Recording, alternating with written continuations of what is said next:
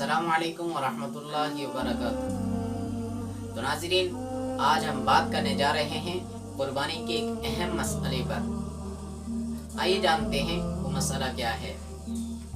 मसला ये है कि कुर्बानी के जानवर में अकीकी का हिस्सा शामिल कर सकते हैं या नहीं कर सकते हैं।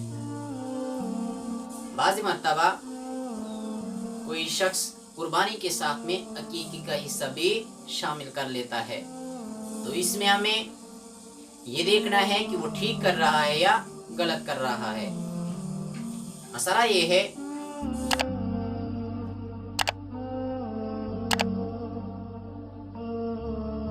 कुर्बानी के हिस्से के साथ हम अकीकी का हिस्सा भी शामिल कर सकते हैं, और ये सिर्फ बड़े जानवरों में हो सकता है, क्योंकि छोटे जानवर में एक ही हिस्सा होता है, तो उसमें या तो सिर्फ कुर्बानी होगी या सिर्फ अकीका होगा।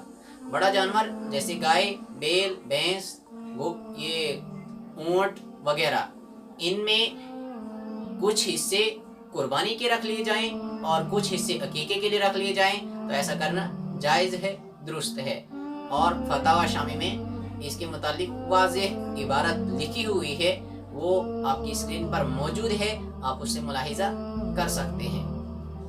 तो अगर कोई शख्स कुर्बानी के जानवर में अकीके का हिस्सा शामिल कर लेता है, तो इसे गलत नहीं समझना चाहिए, बल्कि ये जायज़ है, ऐसा कर सकते हैं।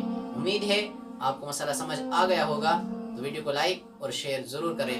वस्सलामु अलैकुम वरहमतुल्लाहि वबरकातुहू।